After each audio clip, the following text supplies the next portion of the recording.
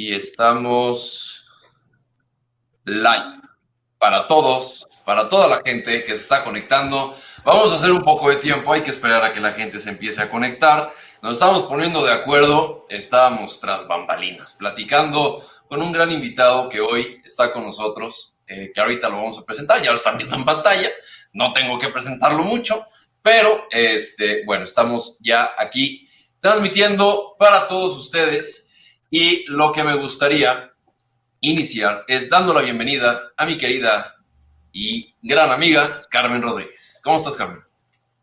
Muy bien, Hugo, muchas gracias. Hoy pusimos el mantel de Popelina, el mantel de Parisina, el mantel largo en esta humilde casa de Infonavit, porque recibimos a a dos personajes, porque hoy no teníamos el honor de tener a dos personajes en este humilde vecindario. Muchas gracias, Hugo, por la invitación.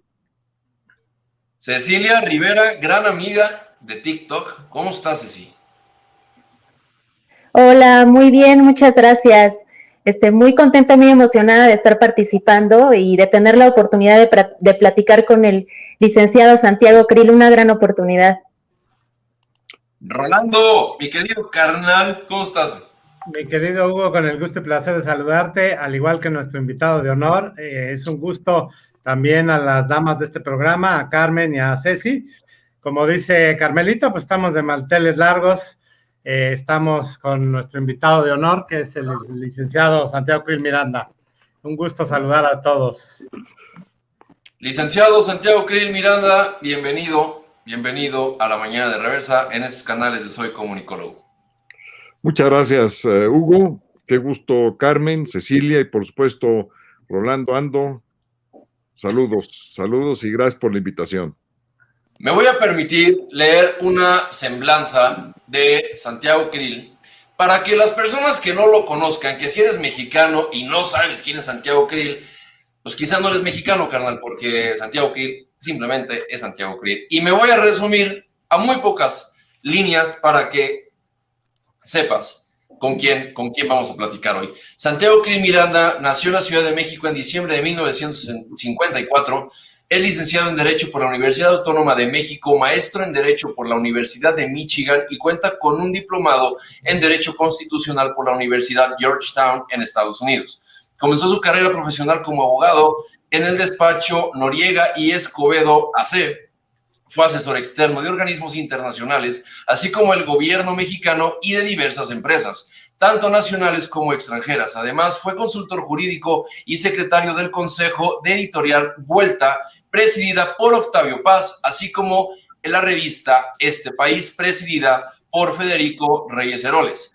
Ha sido secretario de Gobernación, presidente del Senado de la República, vicepresidente de la Cámara de Diputados y presidente de su Comisión de Gobernación y Puntos Constitucionales, así como diputado constituyente de la Ciudad de México. Fue director de la carrera de Derecho y jefe de su departamento académico, así como profesor del Instituto Tecnológico Autónomo de México, del ITAM. Igualmente ha sido profesor de la Universidad Panamericana. Sus cursos han versado sobre filosofía del derecho, teoría del derecho, derecho electoral, reforma política y transición democrática. Ha sido colaborador de los periódicos Reforma, El Universal y Newsweek, así como una veintena de diarios en el interior de la República Mexicana. Es autor de diversas publicaciones que abordan tópicos jurídicos y políticos. Actualmente es profesor de Teoría de la Constitución, de Derecho Constitucional de la Facultad de Derecho de la Universidad Nacional Autónoma de México y ejerce su profesión de abogado fundamentalmente en las áreas de litigio y consultoría. Es socio fundador del despacho Krill García y Asociados SC y asimismo es miembro de la Barra Mexicana del Colegio de Abogados. O sea, básicamente una cosa del tamaño del mundo. Gracias, Santiago Krill, por estar aquí.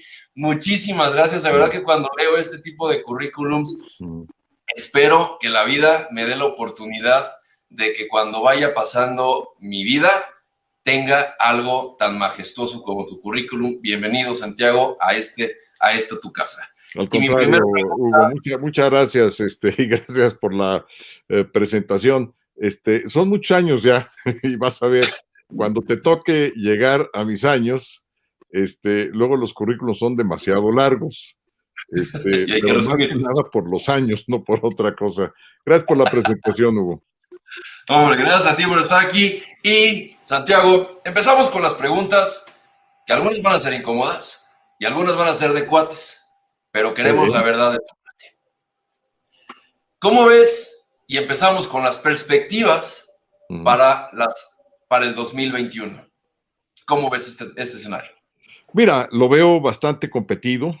Si me lo hubieras preguntado hace un año o hace un año y medio, te hubiera contestado de una manera distinta, pero hoy te puedo decir que va a ser una competencia ardua entre nuestra coalición, que se llama Va por México, integrada por el PAN, por el PRI, por el PRD, contra la coalición que ha formado Morena, el PT y el Partido Verde junto con el PES. Y además otros partidos no formalmente coaligados con Morena, pero que lo van a acompañar en esta contienda. Entonces, realmente es una contienda de dos visiones, de dos grupos políticos distintos, claramente distinguibles uno de otro, de lo que pensamos nosotros en la vida institucional, en el Estado de Derecho, en lo que ha sido los gobiernos que hemos tenido nosotros, con sus defectos, con sus tropiezos, pero han sido gobiernos de cierto crecimiento económico, gobiernos donde se han construido buena parte de las instituciones democráticas que hoy tenemos, el INE es una de ellas, donde se ha reformado al Poder Judicial, donde se ha podido lograr un nuevo orden en materia de derechos humanos, por ejemplo, instituciones tan importantes que han sido desmanteladas por este gobierno como el Seguro Popular. Imaginen ustedes la falta de visión que tuvieron quienes hoy gobiernan para desmantelar el sistema de salud precisamente en la pandemia, en esta situación tan crítica que hemos estado viviendo, las jornadas de vacunación que eran bastante exitosas a lo largo de muchos de los años que estuvimos gobernando, pues hoy apenas empiezan a tomar curso, pero después de muchísimos meses y esfuerzos, sin una falta de previsión, siquiera haber comprado las vacunas a tiempo, tuvieron más de un año para hacerlo y siguen viendo a ver a dónde les dan vacunas como pedigüeños, ¿verdad? Van por el mundo a ver, pidiendo a las Naciones Unidas, pidiendo a Estados Unidos, a Rusia, cuando lo pudieron haber hecho con toda antelación, pues ya se sabía de esto, ya se tenía conocimiento, así lo hizo, por ejemplo, Chile, y ya van más de la mitad de la población ya vacunados. Israel ya no se diga, ya está casi en el orden del 80%, y Estados Unidos pues en 2 o 3 meses va a concluir su proceso de vacunación. ¿Por qué? Porque hubo previsión, hubo anticipación, y aquí pues ha habido un desdeño, en vez de el cubrebocas, se promovía ir a cenar a las fondas, pues no era el momento. Está muy bien ir a cenar a una fonda, vamos cuando podemos todos, y nos da mucho gusto y son muy ricas las comidas de las fondas, pero no era el momento de ir a comer a una fonda, no era el momento de abrazarse, no era el momento de romper con los protocolos de salud. Entonces todo esto hace que México, con el gobierno de Morena, haya perdido mucho bienestar. Morena no sabe gobernar. Y por eso tenemos una enorme oportunidad, y regreso a la pregunta original, en esta elección del 6 de junio, en 2 meses. Entonces las personas tienen que pensar, pero muy, muy bien, para poder decidir entre estas dos opciones. No hay más. Es o seguir como vamos, sin crecimiento económico, con una tasa de desempleo vertiginosa, prácticamente 14 millones de personas que son los que sí trabajan, pero en situación precaria, quiere decir con menos de 35 horas a la semana y con apenas un salario mínimo que alcanza para muy poco, 4,250 pesos, a veces con 2 salarios mínimos al mes, tiene que vivir una familia, imposible, de satisfacer las condiciones materiales mínimas, en fin, entonces todo esto pues hace que el país no vaya bien, y si el país no va bien, tiene un remedio, y lo primero que queremos hacer nosotros, los miembros de esta coalición, lo primero es balancear al poder. Hoy tenemos un poder prácticamente absoluto por parte de un presidente que dicta en las mañanas sus decretos descalificatorios, sus decretos adulatorios de todo lo que él hace, sus decretos descalificatorios del pasado. Todo el pasado para López Obrador es malo, todo el pasado para la gente que integra Morena es prácticamente cero, pero eso sí, utilizan todos los instrumentos e instituciones del pasado, como si ellos las hubieran hecho, ¿verdad? Ahí está Banco de México, ahí está el Seguro Social, ahí tienen el Tratado de Libre Comercio, tienen todas las reformas que hemos hecho a los 3 poderes, que sin lugar a dudas, pues son mejores de los que recibimos cuando los recibimos a estos poderes. En fin, un presidente que somete a los gobernadores, un presidente que desdeña a los municipios, un presidente que se separa de las causas más legítimas como las causas de las mujeres, un presidente que no tiene la empatía, el corazón, el sentimiento para compadecerse de quienes necesitan unas medicinas, de los niños de cáncer, en fin, cosas verdaderamente que nunca antes habíamos visto. Entonces, esto es lo que a mí me llama la atención y por ello busco ser un representante popular, un diputado en la próxima legislatura. Quiero ir a dar la batalla de reequilibrar el poder, dar la batalla para que la división de poderes funcione en el país. Y eso todo ello pues me hace pensar que va a haber mucha gente que piensa parecido a nosotros, que tiene puntos en común, que nos va a apoyar y con ese apoyo yo espero que podamos reencauzar el gobierno de este país. Rolando. Creo que tiene su micrófono apagado, pero Ceci, adelante. Ok, muchas gracias, Carmen.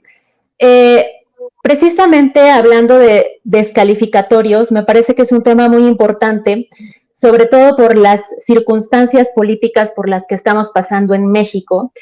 Y quisiera retomar las palabras de Luis Carlos Ugalde en su libro Por una democracia eficaz.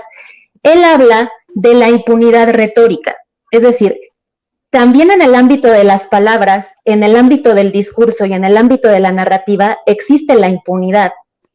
O sea, no existe castigo para el político populista que se excede con la palabra, que distorsiona la realidad y que usa la narrativa y el discurso para manipular. Entonces, mi pregunta es, con base en esto, ¿cuáles consideras que son los retos de la oposición para contrarrestar la narrativa populista y demagógica de AMLO, que señala que solamente existen 2 bandos en el escenario político mexicano y que ha traído como consecuencia la polarización de los mexicanos? ¿Cuáles serían los retos de la oposición en este sentido para contrarrestar este discurso demagógico y populista?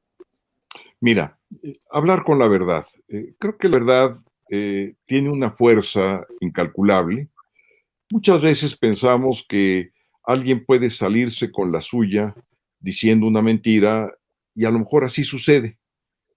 Pero la gente, las personas, finalmente tienen una inteligencia, tienen manera de tener otra información y la gente no es tonta. La gente no se deja engañar y menos fácilmente. Entonces, las palabras tienen mucha fuerza cuando se habla con la verdad y suenan huecas cuando se miente. Al principio pueden engañar, te puede engañar, pero finalmente la verdad casi siempre aflora. Eh, ¿Cómo qué verdad? Pues como que tenemos un desempleo como nunca habíamos tenido antes, por ejemplo. Y entonces la gente que en este momento está buscando trabajo y no encuentra, pues ve una coherencia en que alguien esté llamando la atención por el desempleo del país y ese alguien se va a multiplicar en todos aquellos que están buscando trabajo y no lo encuentran, o los que tienen un trabajo y están muy mal pagados, tienen trabajos precarios, o las personas que sufren una situación de inseguridad, la que sea, un asalto, o los crímenes más graves. Es como las personas que han fallecido en esta pandemia. Eh, Al principio, pues era muy fácil llevar un registro oficial y decir una cifra, pero poco a poco la gente fue investigando más y se dieron cuenta, y esto iba a pasar tarde o temprano, que el nivel de fallecimientos había tenido un incremento inexplicable, más allá de cualquier causa que no fuera asociada con la pandemia. Y se dieron cuenta pues que había un múltiplo que era el que explicaría el número real de lo que serían los fallecimientos actuales de esta pandemia, y ese múltiplo es 2.5. Entonces habría que multiplicar estos 200,000 y tantos, 206,000 muertes que tenemos por ese múltiplo, eh, este, y verán ustedes que la cifra puede llegar al 500,000 de personas. Y esto es muy fácil, digamos, hacer la comparación con los datos oficiales de las defunciones que se tienen y que son por causas no de COVID, pero que están asociadas a situaciones vinculadas al COVID, que seguramente así lo fueron. Entonces, todo esto va, digamos, desenmascarándose poco a poco. Y las máscaras que tiene este gobierno son muchas, entonces hay que quitar no solamente una, hay que ir quitando las máscaras, es como una cebolla, ¿no? La cebolla está, digamos, cubierta con muchísimas capas y hay que ir sacando cada una de esas capas, pues de esa misma manera. Entonces, el proceso de la oposición es un proceso de ir develando, de ir aclarando, de hacer los diagnósticos, pero también las propuestas, porque es muy importante. Por ejemplo, eh, para un gobierno, la clave es el ejercicio del gasto. ¿Cómo se va a gastar el dinero? Eso es clave en un gobierno, porque ahí es donde está la fuerza del gobierno. Si nosotros atendemos a los servicios más importantes que brinda un gobierno, el servicio de salud, el servicio de seguridad, el servicio educativo, y todos los servicios que ustedes pueden imaginarse, desde construir una calle, un alumbrado, el drenaje de una calle, todo eso es dinero al final del día, y es administrar recursos, es poner un orden de prioridades, es decir, yo voy a invertir en esto. Entonces, lo primero que queremos hacer nosotros es revisar ese presupuesto, porque la manera como se está gastando, pensamos nosotros, es una manera ampliamente discrecional.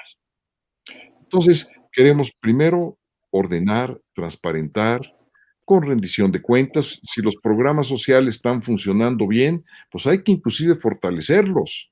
¿Pero con qué? Pues con padrones, que se sepa quiénes son los beneficiarios de sus programas, dónde están, quiénes son, y que lo podamos saber todos.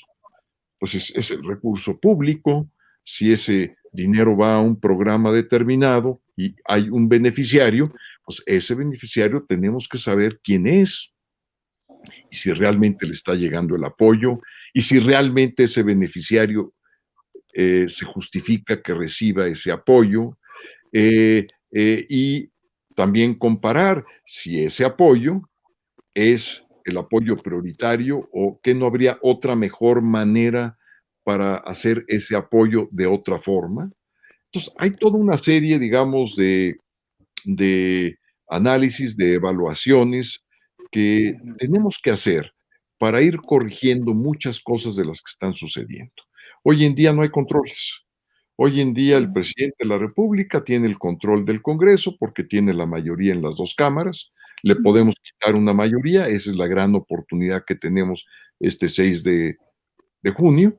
Es lo que vamos a buscar, es la meta que tenemos desde el punto de vista electoral, pero es una meta como instrumento, porque no es la finalidad no es ganar, la finalidad es poder ir haciendo un balance de poder en el ejercicio del gasto, en el ejercicio de la deuda pública. Fíjense ustedes nada más la cosa más absurda.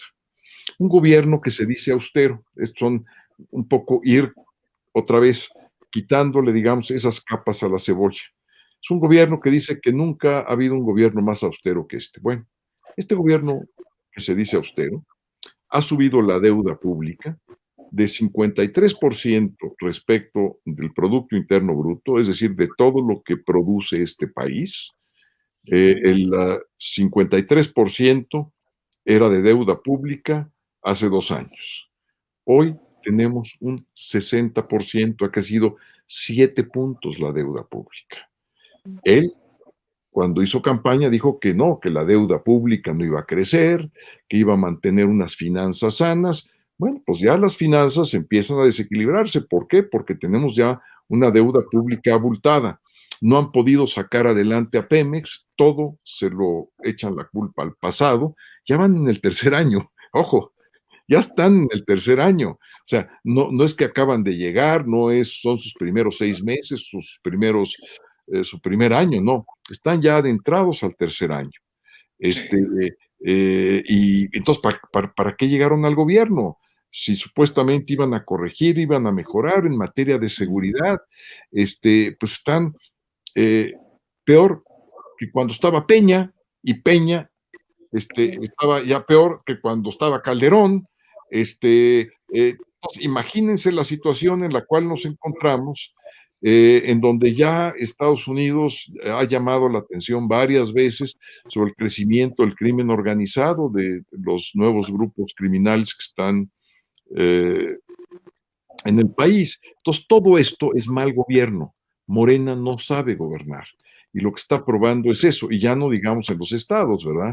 Imagínense un estado como Veracruz, o un estado como Morelos, cómo están padeciendo los morelenses, los veracruzanos, porque no solamente padecen al gobierno federal, padecen al propio gobierno local. En fin, esto es parte de la política y parte de lo que haremos los opositores, Cecilia. Gracias, muchas gracias, licenciado. Rolando. Gracias, mi querido Hugo. Bueno, pues celebro que Santiago dé esas respuestas puntuales, exactas, precisas. Obviamente tenemos coincidencias en esta brega de eternidad. A mí me preocupa, Santiago, básicamente muchos factores. Estamos ante una presidencia que básicamente retrocedimos alrededor de 40 años. Pasamos de ser un peligro para México a una amenaza cumplida. Del voto de castigo a ser castigado por el voto. Es decir, los mexicanos hoy, con el sufragio de los 30 millones, pues ya se dieron cuenta que no es la tierra prometida ni el cambio que se esperaba. Recordemos que este tipo de pseudolíderes son básicamente personas de origen dictatorial o totalitarios. El propio Daniel Cosío Villegas, en su libro El estilo personal de gobernar, narraba un poco cómo Echeverría hacía de las suyas y le aumentó hasta 25 veces el salario mínimo a los burócratas, desencadenando una crisis de dimensiones insospechadas. López Obrador está haciendo algo muy similar, está regalando dádivas, está regalando apoyos o supuestos apoyos, dejando sin recursos a los programas prioritarios como niños con cáncer, los refugios para mujeres violentadas y un largo etcétera. En este caso me recuerda mucho a la presidencia imperial, que en el capítulo de Carlos Salinas de Gortari, que Enrique Krause, tu colega, narra muy bien la parte de el presidente que quiso ser rey, refiriéndose a Salinas, y que además el propio Salinas intentó o estuvo sondeando el asunto de la reelección.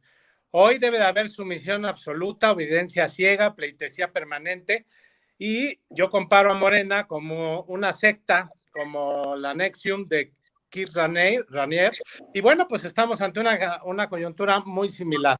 Hoy se están atacando a las instituciones, a las autónomas. A López no le gustan los contrapesos porque sabemos perfectamente que no le gusta rendir cuentas a nadie, justamente porque se formó en la docena trágica de Echeverría, de López Portillo, y con el salinismo, con Miguel de la Madrid.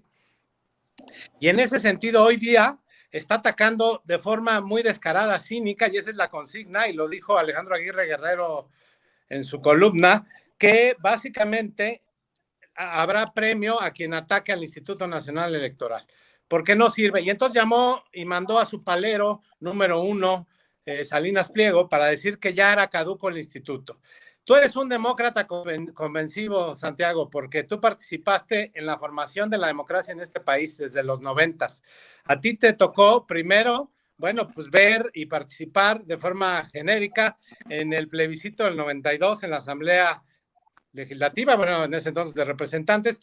Después en el 95 con el seminario del Castillo de Chapultepec participaste muy entusiasta con actores políticos, y de ahí derivó la reforma política que permitió que tuviésemos credencial para votar, que las elecciones fueran transparentadas a través de padrones confiables, una serie de cuestiones. Hoy el propio Lorenzo Córdoba, presidente del Instituto Nacional Electoral, dijo en el Universal, que fue invitado en un programa que se llama Con los de Casa, vía internet, con el propio diario, y comentó algo muy preocupante: soplan vientos muy delicados para la democracia. Eso lo dijo Lorenzo Córdoba. ¿Qué esperamos de un presidente totalitario, ciego, miope, como es López, y que no le gusta la democracia, que si por él fuera realizaría las elecciones y pondría al frente a Manuel Bartlett, otra vez del colegio electoral, de la propia Secretaría de Gobernación, para que organizaran las elecciones? Y pondría al dinosaurio mayor, pues ahí a organizarlas, y se caería de nueva cuenta el sistema. ¿Qué hacer, Santiago, ante esta enorme preocupación? Yo te la manifiesto porque cuando vas platicando con la gente en la calle es lo que te dice: oigan, no permitan que se reelija, ¿qué pasará? Y la gente está muy preocupada. ¿Qué vamos a hacer si atacan al instituto? ¿Cuál va a ser el papel de Acción Nacional, de la próxima bancada? Tu papel, nos gustaría escucharlo, Santiago. Mira, hay que defender las instituciones, en primer lugar, porque son las instituciones las que resuelven los problemas sociales. Para eso están. Entonces, atacar una institución es irte quitando brazos desde el punto de vista del Estado. Y el INE ha sido árbitro electoral desde que se llevó a cabo la gran reforma, desde el 96. Yo estuve en el 94, pero todavía era un IFE en donde participaba el gobierno, el secretario de Gobernación era el presidente de la institución.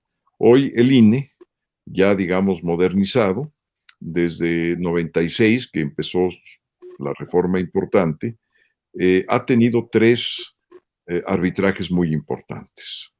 El primer arbitraje que llevó a cabo fue cuando pierde el PRI, pierde la Bastida y gana Vicente Fox. Y se da la primera alternancia después de casi un poco más de 70 años de un partido único, hegemónico, de un partido que había venido dominando al Poder Ejecutivo por más de 7 décadas. Después vino otra alternancia, que fue el regreso al PRI, después de Calderón. Una segunda alternancia. Y finalmente, después de Peña, vino una tercera alternancia con Morena. Y en esas 3 alternancias están representadas las 3 fuerzas políticas más importantes que tiene el país. Cada una con sus cualidades y fortalezas, cada una con sus pasivos, pero es, digamos, la pluralidad de México. Hay una izquierda, partidos de centro o de derecha que tienen plataformas inclusive distintas, y que cada uno de ellos ha tenido la oportunidad de gobernar y el árbitro electoral ha velado porque quien gane la elección sea el triunfador. De eso se trata.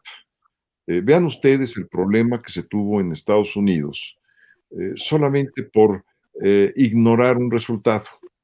Llegó hasta el Capitolio, vieron el zafarrancho, los muertos que hubo, y un país tan estable como Estados Unidos se vio muy vulnerable porque le tocaron al corazón, le tocaron al arbitraje electoral, desconfiaron del resultado. Entonces, esto es muy grave y hay que tomarlo con este nivel de seriedad y de gravedad.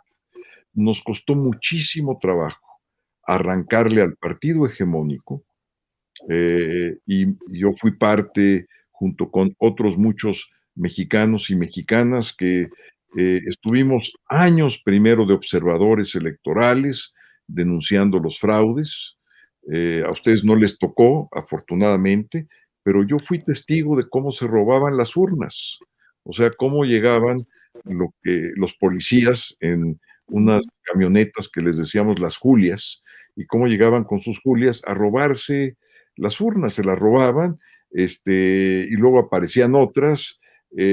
Bueno, no había ni siquiera un padrón electoral, hombre. Digo, ya para que entendamos bien las cosas, un padrón confiable no existía. La autoridad electoral estaba en la Secretaría de Gobernación. De ahí venimos. Entonces, poco a poco fuimos redactando reformas, se fueron negociando con mucho trabajo. Finalmente logramos, justamente como aquí lo recuerda Rolando, en 1995 y 96 hicimos un ejercicio que le llamamos el Seminario del Castillo de Chapultepec, y ahorita les platico por qué. Pues en ese seminario estuvimos trabajando un año, alrededor de unas 50 o 60 personas, militantes de partido, activistas, intelectuales, expertos en materia electoral, y de ahí es de donde surge buena parte de la reforma política del 96, que ya para el 97, cuando ya está en vigor, fue cuando se da la primera alternancia en lo que es la Cámara de los Diputados, que ya por vez primera ya no la domina el PRI, y luego viene en el año 2000 la alternancia con el propio Vicente Fox. Pero les platico la anécdota. Cuando llegamos al IFE y nos dimos cuenta pues de todo lo que había que cambiar, que era mucho, y de todas las reformas que se tenían que llevar a cabo, dijimos, bueno, vamos a dejar pasar la elección, que era la elección de Zedillo, donde participó Diego y el ingeniero Cárdenas, y sancionamos esa elección como una elección en donde los resultados fueron los que fueron, pero sumamente inequitativa, y con serias dudas de todo lo que había pasado en muchas de sus áreas. Entonces, eso nos sirvió como un diagnóstico que nos los llevamos al Seminario del Castillo y lo estuvimos diseccionando y analizando y haciendo las contrapropuestas durante un año.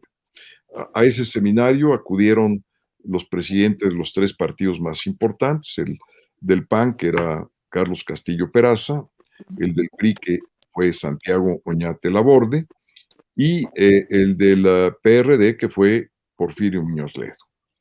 Pero aparte participaron todos los consejeros ciudadanos de aquella época, intelectuales, académicos y activistas, y durante un año nos sentamos ahí en el Castillo de Chapultepec. Eso lo decidimos Ortiz Pinchetti y yo, dijimos, tenemos que buscar un lugar emblemático para llevar a cabo la reforma política que cambie el régimen, que cambie el sistema político del país. Y entonces estuvimos viendo que si nos íbamos al Museo de la Ciudad de México, que si nos íbamos a tal o cual otro lugar histórico, y decidimos hacerlo en el Castillo de Chapultepec porque ahí fue donde vivió Calles. Fue el último presidente, él vivió abajo, en una parte que está no exactamente en el Castillo de Chapultepec, sino en la parte de abajo, y precisamente ahí instalamos, el día que vayan un día, un domingo que vayan a visitar Chapultepec, verán, digamos, en las faldas del castillo como una casa de los años probablemente 20, 30.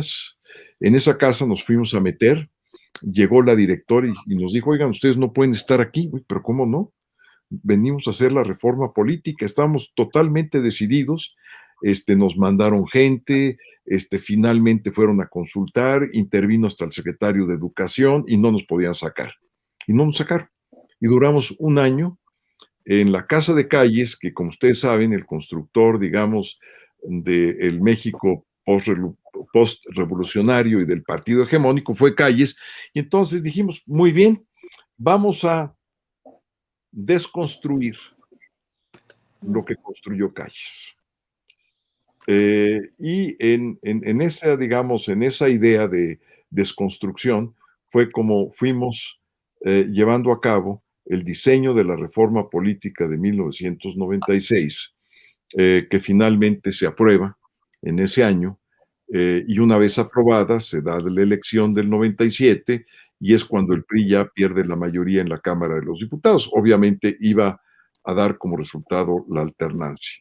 Entonces fue, digamos, un proceso que inicia desde mucho tiempo atrás, porque inicia desde los años, bueno, inicia desde la reforma política de Reyes Heroles en los años 70, donde Reyes Heroles, con realmente gran oportunidad política, invita a la izquierda mexicana, que estaba en una situación entre la subversión y la oposición, los invita para que formalmente se conviertan en partido político, el Partido Comunista y otros partidos, y se pueda dar lo que finalmente fue los partidos que tuvieran una representación en el Congreso. Y entonces vean ustedes desde dónde venimos. Y el producto final de todo esto es el INE actual. Este INE tan criticado por Morena, pero pues que sin ese INE, Morena nunca hubiera podido llegar al poder. Sin ese INE no hubiera habido alternancia. Si ese INE no hubiera podido haber un proceso de transición democrática. Digamos, el INE para mí son los rieles por donde corre el Estado mexicano. Es de esa importancia. Y si esos rieles de alguna manera no sirven o se les estropea, el Estado se descarrila. No hay otra.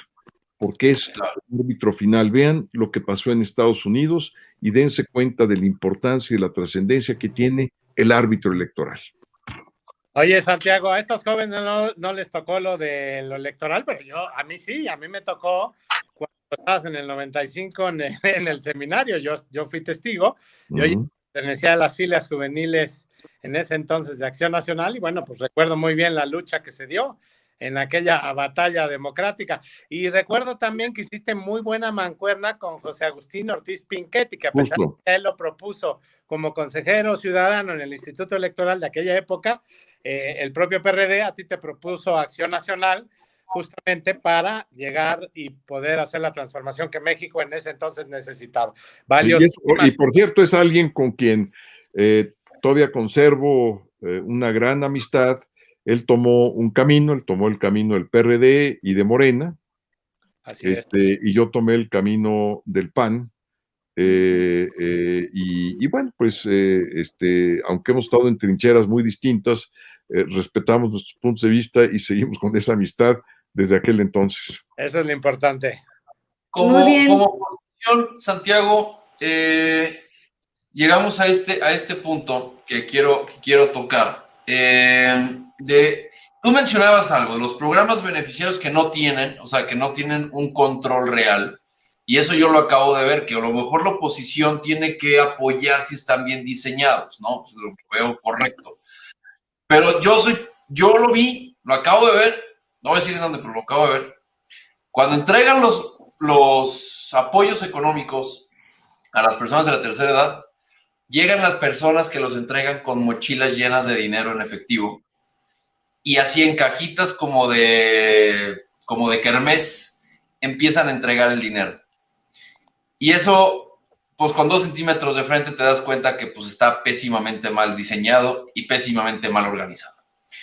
Y ahí sí, definitivamente como oposición, ¿cómo es como van a poder evaluar esto?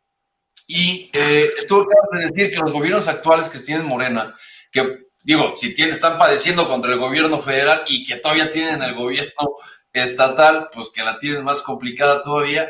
Y lo peor del caso es que tienen candidatos como Salgado Macedonio y como diferentes actores que hemos encontrado en estas elecciones y que son sumamente cuestionables y que la oposición creo que está con falta de apoyo a las personas que han salido afectadas por personas así. Y claro, lo del INE, como bien lo dices, al principio, hace ya 3 años, hace 2 años, cuando AMLO queda como presidente, dijo que fueron las elecciones más transparentes de la historia de México y así era bien querido el INE, pero ahora ya no. Entonces, ahí es donde viene justamente y mi pregunta hacia ti como oposición. ¿Qué es lo que van a hacer? ¿Cómo van a regularlo? A mí, te lo digo como ciudadano muy alejado de cualquier partido político, yo simplemente me dedico a subir mis comentarios como ciudadano, ¿correcto? ¿Dónde están las propuestas? Descalificaciones las tenemos todos, pero no escuchamos tantas propuestas. ¿Qué rol va a jugar la oposición para poder realmente hacer una fuerza importante a lo que estamos padeciendo? Porque descalificaciones solitos en la mañana se dan su madre. Pero la oposición, ¿qué está haciendo? Mira, el presupuesto de egresos de la Federación es un instrumento que no solamente te dice en qué debes de gastar. Sí debes de gastar en hacer escuelas, en hacer carreteras, en pagarle a los maestros, en los programas sociales para la tercera edad, para los jóvenes, para los estudiantes. No solamente te dice eso el presupuesto, sino te dice cómo debes de gastarlo. Y una manera que creo que tenemos que buscar es que ese dinero, en primer lugar, llegue al beneficiario de la manera más eficiente. Y la manera más eficiente es a través del sistema bancario nacional, es decir, de transacciones bancarias, es quitar el efectivo. El gobierno no necesita efectivo, no necesita. Puede utilizar todo el sistema bancario, inclusive los bancos del propio gobierno, para hacer esos pagos. Y esto traería un doble beneficio. No solamente la transparencia, que llegara directamente al beneficiario, el beneficiario tendría una cuenta bancaria y podríamos empezar a formalizar la economía del país. Uno de los grandes problemas desde el punto de vista económico para que México pueda desarrollarse bien es formalizar su economía. Actualmente, más o menos, las cifras gruesas es que un poquito más de la mitad de la economía es una economía informal. Es decir, es una economía que no tiene registro estatal. Es la economía en donde se da, digamos, el flujo de recursos en efectivo, los pagos en efectivo, el trueque a veces.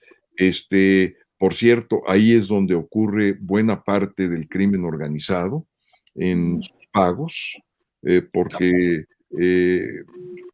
cada vez es más complicado hacerlo a través del sistema bancario. No digo que no se hagan, y de repente ocurre y hay sanciones para los bancos, como lo hemos visto inclusive en Estados Unidos. Entonces, una de las primeras propuestas, Hugo, es que todos los pagos se hagan a través del sistema bancario. Se transparenta, llega al beneficiario, se puede además hacer una rendición de cuentas mucho más clara, se empieza a bancarizar el país, se empieza a formalizar esa economía, y además se le da, digamos, pues una responsabilidad a un sistema que bien lo puede soportar, como es el sistema bancario nacional. Primera propuesta. Segunda propuesta. Todos los padrones de beneficiarios tienen que ser públicos y tienen que poder ser auditados por organismos externos con un componente ciudadano. Es decir, está muy bien el programa social de los adultos mayores. Nosotros iríamos por un programa todavía mucho más ambicioso, que es el ingreso básico universal, que tiene que ver, digamos, con una renta básica para todos los mexicanos, que permita, digamos, resumir muchos de los actuales programas sociales, pero no solamente eso, fortalecer la economía familiar a través de un ingreso básico universal. Esto nos hace mucho más justo porque no distingues entre unos mexicanos y otros mexicanos. Quienes tengan recursos, puedes hacer las compensaciones de muchísimas maneras para que tampoco se les pague a los ricos, ¿verdad? Porque eso pues tampoco sería algo correcto de hacerlo. Entonces, hay muchos mecanismos y no quiero extenderme demasiado en la parte técnica porque creo que ahorita lo importante es tratar simplemente de decir que sí tenemos una propuesta para tener estos padrones de manera pública, transparentes, y también para que Coneval, que es la institución que además creamos con muchísimo trabajo, ya les platiqué cómo creamos el nuevo hoy INE, pues el Coneval tiene una historia igual. Primero se crea el INEGI, que es el órgano de Estado que recaba la información del país y produce los datos nacionales para que sepamos exactamente cómo está el desempleo, cómo está la pobreza, cuáles son los estados pobres, cómo está nuestra infraestructura, cómo están los servicios de salud, los servicios educativos, toda esa información estadística que tiene que ver con la población la maneja INEGI. Pero también creamos otra institución, que es el Coneval. El Coneval es una institución que audita los programas sociales. Y esa auditoría hay que tomarla muy en serio, porque justamente la calidad de cada programa social tiene que estar revisada de manera permanente para ver si efectivamente se está o no combatiendo la pobreza. Porque fíjense ustedes lo que nos ha pasado. Este gobierno de Morena, que supuestamente dice que primero son los pobres, hoy, después de la crisis, tenemos 10 millones de personas más viviendo en condiciones de pobreza. 10 millones. Claro. Esto es algo verdaderamente grave. Y tenemos un poco más de 4 millones que ingresan a una situación de pobreza extrema. Todo esto, ¿qué es lo que nos está diciendo? Que los programas sociales, como están en este momento diseñados, no están logrando paliar la pobreza. No lo están haciendo. Hubo un estudio bien interesante que hizo el Instituto de la Transición, si mal no recuerdo, así se llama, que al ritmo que íbamos combatiendo la pobreza, y miren que íbamos combatiendo la pobreza, digamos, de que cada sexenio pues iba reduciendo la pobreza, digamos, 3, 4, 5 puntos, no más. Pero a ese ritmo nos hubiéramos tardado prácticamente 4 generaciones en acabar con la pobreza al ritmo que iban nuestros programas sociales. ¿Qué quiere decir esto? Es un fracaso, que es un auténtico fracaso. O sea, la política social de este país lo que produce son cada vez más pobres. La política social lo que produce hoy es cada vez más desigualdad social. Y realmente, si ustedes se preguntan, y yo me pregunto, ¿para qué sirve la política? Para mí sirve para una sola cosa, para elevar el bienestar social del país, para elevar la calidad de vida de cada uno de nosotros, en todos los sentidos. Si ustedes me preguntan todavía más a fondo para qué sirve la política, pues para hacer feliz a la persona y las personas para que puedan aspirar a realizarse en lo que ellos deseen, en sus vocaciones, en sus objetivos, necesitan las condiciones materiales. Y precisamente esas condiciones materiales, si no se dan por la pobreza o por la desigualdad social, la gente no puede ser feliz, no puede realizarse, no puede llevar a cabo la vida que desea, la que quiera, me da lo mismo. Claro. Entonces sí es muy importante, por ejemplo, que una institución como Coneval nos vaya diciendo, y nosotros quienes aspiramos a estar en gobierno, tomemos muy en serio los datos de Coneval para ir ideando qué otro tipo de programa social, y es por eso que desde la contienda pasada en el 18, nosotros repensando todo lo que ha sido la política social de nuestros gobiernos y de los gobiernos anteriores, llegamos a la conclusión de lo que realmente teníamos que hacer era de un jalón hacer un brinco fuerte para toda la población de pobreza y eliminar en primer lugar la pobreza extrema, de un jalón. Entonces, ¿cómo se hace ese jalón? Con recursos.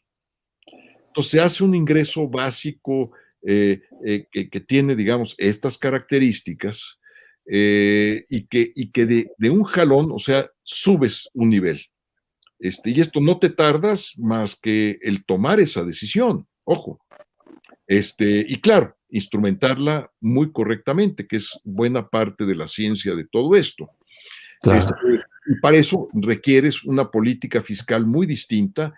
Estos se dicen que son de izquierda, y vean, tenemos una política fiscal que fue diseñada en una época que México era otra cosa y que sigue igual y que prácticamente es lo mismo. Además, una política fiscal, fíjense ustedes, tan absurda, que más del 80% de los ingresos que se reciben desde el punto de vista fiscal en el país, los recauda la federación.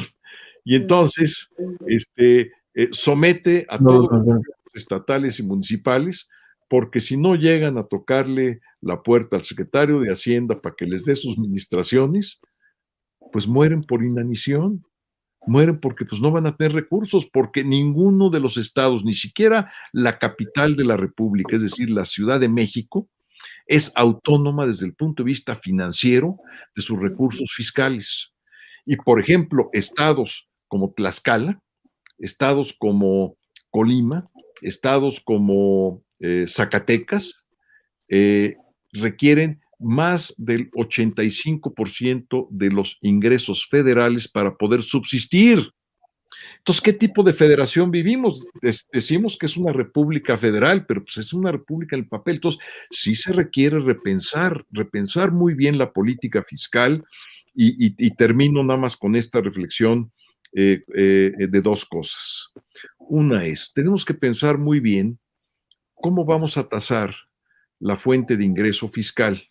Porque fíjense lo que pasa en el país. En el país es muy inequitativo lo que sucede. Los estados del norte son los que aportan los recursos fiscales porque tienen las industrias grandes. Los estados del sur no tienen industrias, pero tienen los recursos naturales. De ahí sale mucha de la energía eléctrica, sale el petróleo, etcétera.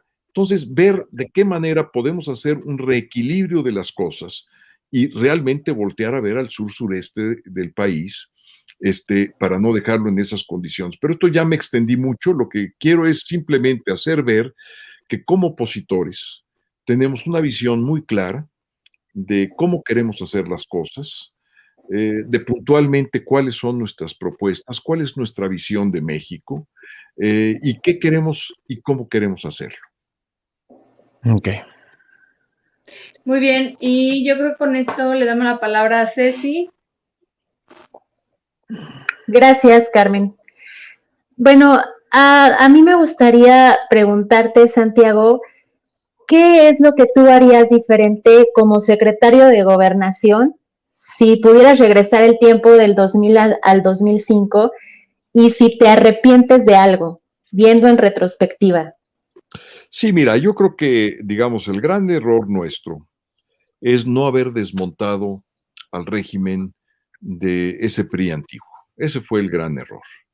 Creo que estábamos convocados para llevar a cabo una transición mucho más acelerada, menos gradual de la que llevamos a cabo.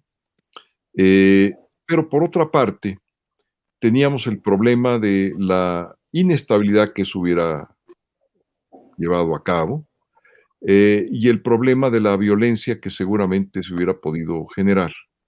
Entonces siempre está esa hipótesis, ¿por qué no, digamos, le dieron un tajo así al régimen antiguo y se gesta uno totalmente nuevo, no como que es una simulación, que ni siquiera han tenido una reforma fiscal, vamos. Es un montaje, licenciado, es un montaje. Es un montaje, muy bien, Carmen.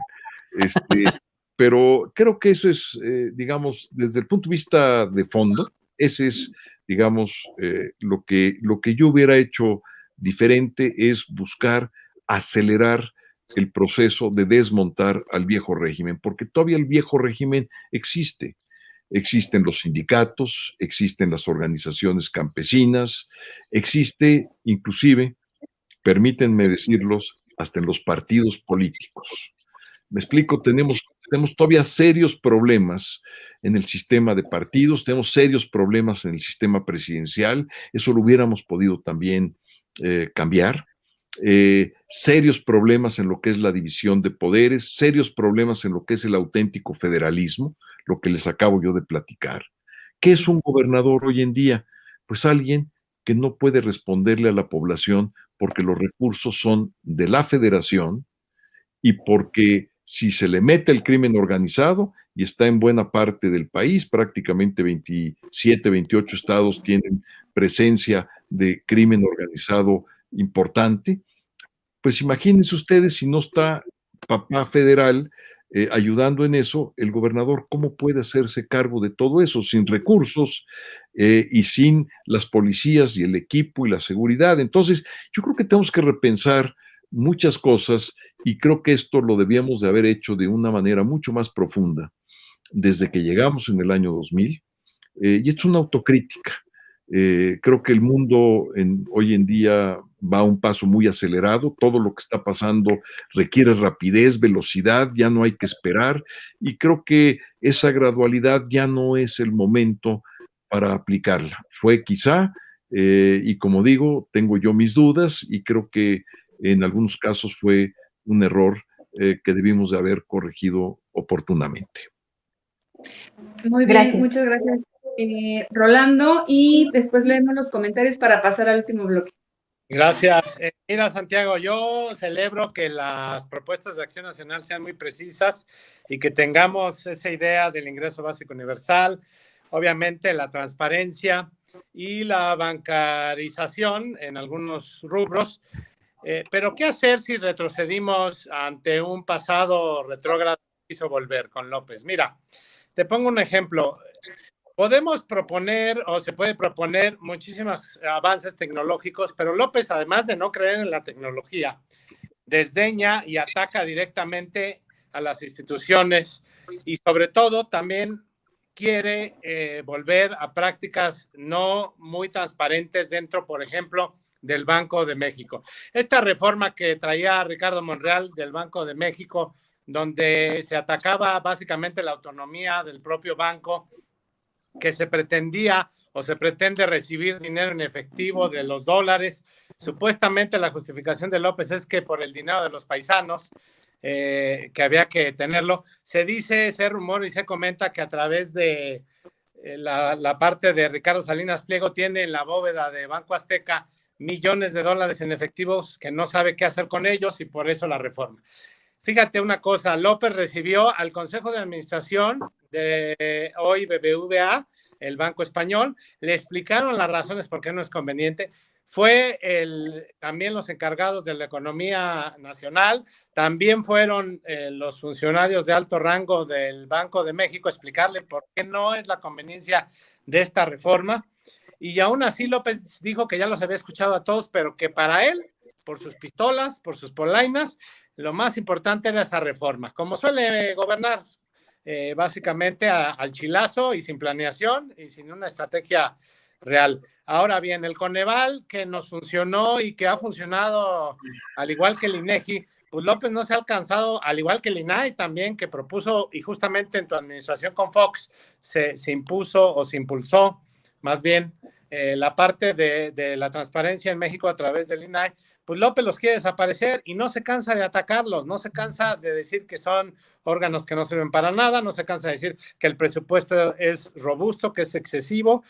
Y bueno, ahora el último ataque que perpetró directamente a la Auditoría Superior de la Federación, que el propio Ricardo Anaya también en un video muy atinado, que de ahí se derivó el relajo de las caguamas, que ya es meme a nivel nacional, pues básicamente en esa tesitura, pues ahora ya la auditoría ya reculó y dijo que efectivamente que nada más fueron 131 mil millones de pesos los que se gastaron en el aeropuerto, según hoy lo leí, que ya sometieron a la auditoría, y así está sometiendo a cada una de las instituciones.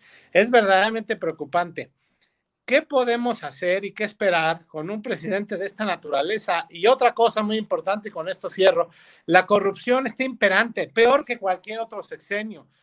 Se están asignando los contratos, el 80% de los contratos se asignan en las compras de gobierno de forma directa. Por primera vez, las asignaciones directas superaron las compras en licitación pública. Entonces, no hay transparencia, se crearon, según la revista Proceso, 171 nuevas empresas, donde el 70% del Consejo de Administración o las personas que forman el mismo no tienen la experiencia necesaria para demostrar que han sido empresarios, es decir, crearon nuevas empresas para sus cuates. Y ahí está la corrupción de los 5,000 millones de pesos que le dieron a Armando Hayek, el compadre de Nale, en Dos Bocas, y una serie de corruptelas que nos estaríamos toda la noche mencionándolas. Y en ese tenor, pues tenemos una corrupción también sumamente imperante. Y la propuesta puede ser buena, y Acción Nacional, bueno, pues también propuso, y hay que recordarlo, que el reparto de utilidades, las reformas o la creación del Seguro Social, que después el PRI lo tomó y lo retomó, pero al principio fueron desechadas esas iniciativas. ¿Cómo hacerle que estas iniciativas que traes tú como diputado próximo, la bancada de Acción Nacional, pues sean escuchadas ante un presidente de estas características verdaderamente demagógicas, dantescas y totalitarias? Mira, la mejor manera es la democracia, la mejor manera es el voto, la mejor manera es conformar una nueva mayoría, la mejor manera es que esa mayoría genere un balance y que ese balance haga funcionar el sistema de división de poderes que existe en la Constitución. Esa es la mejor manera. ¿Y quién tiene esa decisión? Pues la tienen todos ustedes, quienes nos están escuchando y viendo en este momento, para ejercer su voto el 6 de junio. Existe una coalición que hemos formado con las ideas que acabo yo de exponer, y no hay mejor manera que darnos ese apoyo para lograr ese objetivo. Y vamos a ver que ya con una nueva mayoría, con un nuevo equilibrio, muchas de estas cosas de las cuales estamos platicando van a poderse ir corrigiendo, si no de manera total, sí de una manera significativa, que el país vuelva a entrar, digamos, en una dinámica de desarrollo de una manera diferente. No vamos a tener el gobierno federal, eso hay que decirlo, porque tampoco hay que engañar a nadie. Vamos a tener una parte muy importante del Congreso, que es la Cámara de los Diputados, y esta mayoría puede ir corrigiendo ciertos errores y tener la fuerza política suficiente para poder ir haciendo este balance, este reequilibrio de fuerzas. La mejor manera y la responsabilidad, además, que tiene todos los ciudadanos de este país y ciudadanas, mujeres y hombres, es de ir el 6 de junio a votar. Espero que puedan votar por nosotros, por la coalición Va por México, por el Partido Acción Nacional, pero que vayan a votar, que no sean parte del abstencionismo, que no sean parte de la irresponsabilidad, parte de los apáticos, de los que ahí se van las cosas, porque el ahí se va es dejar las cosas en una situación de enorme riesgo desde el punto de vista de las instituciones, del Estado del Derecho y sobre todo del bienestar del país. Y si muchas gracias, licenciado Santiago. Si me permite leer, tiene muchísimos comentarios en las 4 plataformas simultáneas en las que estamos: Facebook, Twitter, y creo que por ahí lo está transmitiendo Hugo en TikTok, ¿es correcto? Eso sí no las puedo poner, pero son muchísimos los comentarios Son que muchos tengo aquí. comentarios y solamente voy a leer por ahí unos más relevantes. Claro, el reflexionar sobre las instituciones donde se deben de invertir dinero y así llevar a tomar el mejor de los equilibrios para que la economía mejore. Alejandra Ferrera, Julio Fernández. Sí, pues la verdad la corrupción en México con él es horrible, eso no queremos, necesitamos a alguien que nos brinde seguridad y tranquilidad. Cristina Muñoz, le mando un saludo a todos, muy buenos argumentos brindaron. Con todo eso se debe poner en pie y hacer que el INE nos saque nuestras decisiones exactas y transparentes. Eso Voy a poner uno. Para leerlos. Sí, voy a poner uno en pantalla. Santiago, Karen Riveros dice: un saludo, licenciado Krill, espero que le esté pasando muy bien y lo estaré acompañando. Yo creo mucho en usted y su visión en un nuevo futuro. Dice Frida Cruz: venga, así se habla, licenciado, debemos ver, y más en estos momentos difíciles, es donde más nos debemos de apoyar e invertir entre todos. Y así le puedo decir muchos, pero muchos comentarios que tenemos en diferentes redes sociales. Y bueno, me gustaría, mi querida Carmen, hacer este juego que le dijiste a Santiago sobre las palabras. Y bueno, licenciado, yo sé que usted es un hombre muy solemne y voy a permitirme romper esta solemnidad. Muy bien. Para después hacer ya no estoy solemne. Sí, hasta querer sacar yo la libreta y tomar nota y decirle: maestro, ¿qué dice ahí? Oye, tengo un corazón muy poco solemne. Bueno, esa si quiere lo hacemos en otra entrevista. Muy bien, le voy a decir una serie de palabras y ahí vamos a ver su agilidad mental, que yo sé que es una agilidad muy, muy, muy importante, y vamos a comenzar, ¿le parece? Me parece muy bien. Primera palabra, 2021. Triunfo para la oposición. Okay. 2024. Triunfo y consolidación de un nuevo gobierno que sea serio, que diga la verdad y que nos lleve al bienestar. Morena. No sabe gobernar. Instituciones. Habrá que defenderlas. Chihuahua. El estado de mis mayores. INE. El árbitro electoral al que hay que defender. Libertad de expresión. Sagrada. Coalición. Necesaria en la política. Romper el pacto. Romper el pacto y hacer un nuevo pacto social para que México tenga bienestar. Muy bien. Revocación de mandato. Yo no estoy de acuerdo con la revocación del mandato, pero si se lleva a cabo, votaré porque se revoque. Ok. Y que ya se me fue la pantalla, perdón. Santiago Krill. Ciudadano mexicano, orgulloso de serlo. Y la última, ¿Pumas o América? No, Pumas, ahí sí. Ahí sí, ni hablar, soy capaz ahí sí de cruzar la raya. Pumas siempre.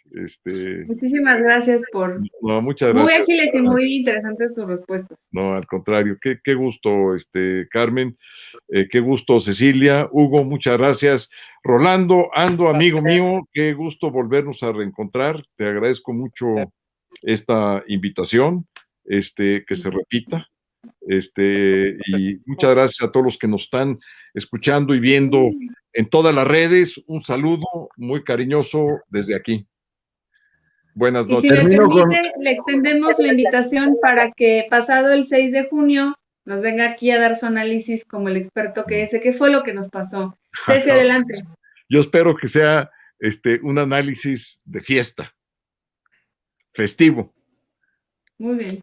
Gracias. Ojalá que escribamos la historia, porque los que escriben la historia son los triunfadores, así que ojalá que sea con ese tenor. Con Me este parece comentario muy bien. quiero cerrar. José Francisco Molina Garduño dice: felicidades por esta excelente reunión virtual y definitivamente debemos salir a ejercer nuestro voto, que sea útil y podamos hacer un equilibrio en la Cámara. Con eso justamente y con ese pensar de la ciudadanía, quiero quedarme, quiero que la sociedad tenga esa iniciativa de salir a votar, de decir que estamos en desacuerdo con muchas cosas que se están haciendo, quizá otras a favor, quizá otras en contra. Cada quien tendrá sus puntos de vista. Lo que sí, lo que tú decías, Santiago, de salir a votar, imagínate si el PAN, como tú lo dijiste, cuando Ceci te preguntó de qué cambiarías, y tú dices, de no haber cortado a ese PRI de hace tanto tiempo. Imagínate cuando le pregunten a AMLO en los próximos años lo mismo que digas. Va a ser una rotunda respuesta muy parecida a la tuya y salir a votar. Si hay un sector poblacional que hoy está resentido, son los godines, las personas que trabajan de tal a tal hora. Y hace 2 años, el hijo de López Obrador decía que no sabía en qué iba a trabajar y a qué se iba a dedicar. Y hace unas semanas estaba en el resort más caro de Aspen, en Estados Unidos.